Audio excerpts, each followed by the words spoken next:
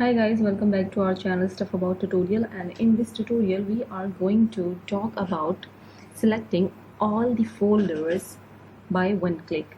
Guys, if I select folders one by one, then this way is very time taking and I don't have much time to select all these folders, and I want to select all my folders by one click. Then how will I do?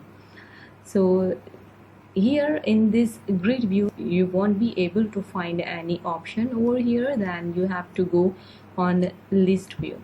Just simply you have to click on list view, and here you will see at the left side select all markup.